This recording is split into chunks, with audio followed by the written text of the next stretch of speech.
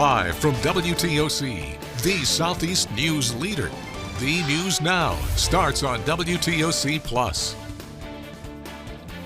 Happy Monday. Thanks for joining us here for the news on WTOC Plus. I'm digital anchor Jude Binkley. We start this morning on the Crime Watch as Savannah police are investigating after a man was shot and killed at the Fraser Homes last night. That shooting was at the 600 block of West Gwinnett Street. The gunfire happened around 6:20 last night. SPD confirmed a man was shot and that he later died from his injuries. Anyone with information should call Crime Stoppers or use the SPD mobile app to stay anonymous. Well, continuing coverage, several businesses and hundreds of people showed up in support of a young man's family after he was tragically killed just about 2 weeks ago while visiting family right here in the hostess city. You'll remember that heartbreaking story we brought you last week. Taisha Abdullah and her family lost their loved one to gun violence. On December 14th, Antonio Thornton Jr. was shot and killed inside of a Bloomingdale apartment complex.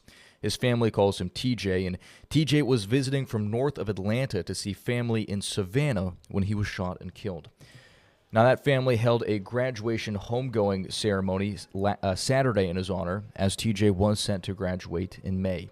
Henry Street Bistro held that event for the family, and so many community members and businesses donated to make it all possible. You can find that full story and the GoFundMe link on this story online at WTOC.com. Savannah alone, they have came out and helped me. They're supporting me. They donated to a GoFund for me. They sent prayers, text messages. It was just so much of love and support from them. I cry every second for my child. If you have a child that's dealing with guns and gun violence, hanging with the wrong crowd, you should stop it. Show them me, a grieving mother that's hurting, that won't see her child ever again. I won't get a text message or call or anything. But what I do have right now is love and support from the city of Savannah and all over. Just being out here in Savannah right now is just amazing. Just the love and support I've got is amazing. Food, tables, and chairs, as well as a photo booth for family photos, were donated, all to help the family through the grieving process. It was a community effort, and really everyone showed out for TJ. We also spoke with the business manager of the spot about donating the venue free of charge. To make sure the only thing the family needed to do was just show up. Just show up, that's it. Because we know that this was already extreme for them, that they already had enough on their plate just to plan his funeral. So we wanted to take all the stress away from them as far as taking care of after the funeral. Again, that family is now planning TJ's funeral. If you'd like to help them, we do have a link to where you can donate to that cause in our web story at WTOC.com.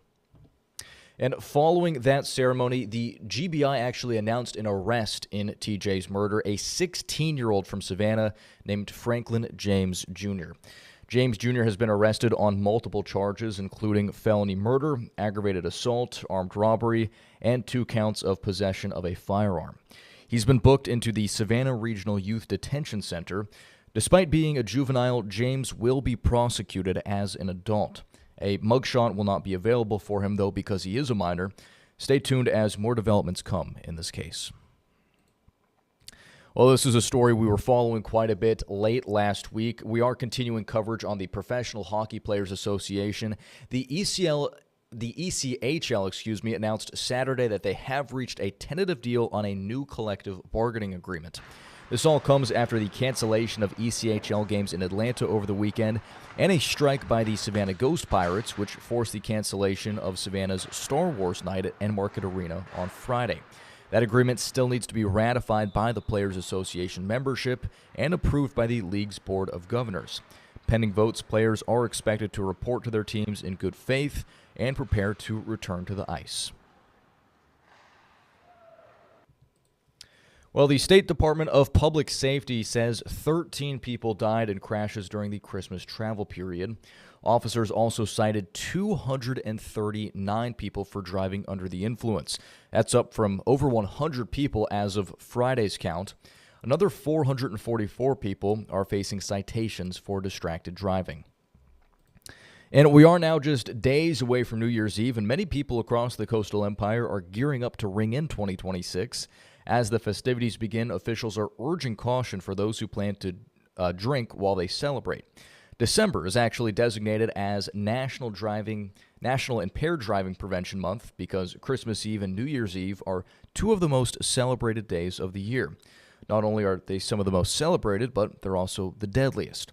The National Highway Safety Administration recorded more than 4,900 drunk driving crashes between 2019 and 2023. Officials say if your holiday celebrations include alcohol or anything else that could impact your ability to drive, you should plan ahead and arrange a ride home with a sober driver. AAA is also once again offering its free tow-to-go service from now through 6 a.m. on January 2nd. That's for all Georgians. Tow-to-go is a last resort option, and if needed, operators will tow impaired drivers and their cars to a safe location within a 10-mile radius. Well, from beginning to end, it was a big political year in Georgia, from former President Jimmy Carter's passing at the age of 100 to Marjorie Taylor Greene announcing her resignation and President Trump honoring one of UGA's own. Doug Reardon gives us a glimpse back at 2025. The year began with an ending. Jimmy Carter's enduring attribute, character, character, character. Jimmy Carter, Georgia's only president, was bid a final farewell in Washington before being laid to rest in his hometown of Plains, Georgia, after 100 years of life and service. Days later, President Donald Trump signed the first legislation of his second term, an immigration bill named for murdered Georgia college student Laken Riley. Riley was killed by an undocumented man while jogging. The bill would bolster immigration enforcement nationwide. Georgia again made national headlines when confusion over the state's 6-week abortion ban led to a brain-dead mother, Adriana Smith, being kept alive because she was pregnant. Doctors didn't want to conflict with the state's laws, and Smith was kept on life support until her baby was delivered, sparking national debate about abortion. The Atlanta-based CDC had a turbulent year. In August, Director Susan Menares was abruptly fired, and layoffs followed, all part of an effort to drastically pare down the federal workforce. Yeah, we're frustrated, we're angry, but we're really just sad. Thousands of workers were laid off from the CDC, many later being reinstated. The longest ever government shutdown threatened people's food assistance for thousands and the health care of over 1 million Georgians as lawmakers squabbled over expiring Obamacare subsidies. The shutdown lasting 43 days. I refuse to be a battered wife, hoping it all goes away and gets better. And in a stunning end-of-the-year announcement, firebrand Georgia Congresswoman Marjorie Taylor Greene resigned. The lawmaker saying her feud with President Donald Trump, once her fierce ally, over health care and the release of the Epstein files led to threats on her life. And today, 1 year ago, the nation and the Peach State lost a highly influential man. Jimmy Carter, the 39th President of the United States, died peacefully Sunday, December 29th, 1 year ago today. He passed at his home in Plains, Georgia, surrounded by his family. Though he served only one term in office, he went on to a distinguished second act of humanitarian work, and he lived long enough to become the oldest former president in U.S. history. Well, turning now to consumer news, it's a holiday tradition. Shoppers returning to the stores in the days after Christmas to return gifts that weren't quite what they expected. For those shipping their gifts back, Dave Makoff reports they could be in for a surprise, a return fee. And now you're telling me that you're going to charge me $11.99 or whatever it is to return items? Are you out of your mind? Hassle-free online returns may be a thing of the past. Most major retailers are now charging customers to return items even if they're unopened and in perfect condition. Who wants to lose money, especially not in this time and in this economy? $850 billion, that's how much Americans will return to the stores this year. Nearly 20% of the stuff we buy online just ends up in the return pile. Return fee? Macy's now charges $9.99 for mail-in returns. TJ Maxx and Marshall's charge $11.99. Other stores, including J.Crew, Abercrombie & Fitch, H&M, and Zara, all now charge fees between $4 and $8. It can now cost as much as $45 to return certain electronics at Best Buy. Amazon, too, has tightened its policy, charging some customers unless they use its box-free in-person drop-off option. Merchants now are under a tremendous amount of cost pressure. They're really trying to offset some of the costs that they face in returns by asking shoppers to share some of the burden. David Sobey co-founded his company, Happy Returns, that uses these AI robots to help make returns easier. Is there any way to avoid these fees? Well, the best way to avoid them is just to read the retailer's return policy before you check out in the first place. Okay, there is some good news here. If you physically get in your car and come down here to the mall, most in-store returns are still free. Dave Malkoff, CBS News, Atlanta. All right, well, this is a pretty interesting story. Right now, a group of Buddhist monks is making its way to our nation's capital.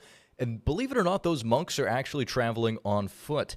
Today marks day 65 of their journey, spreading their message of unity and kindness.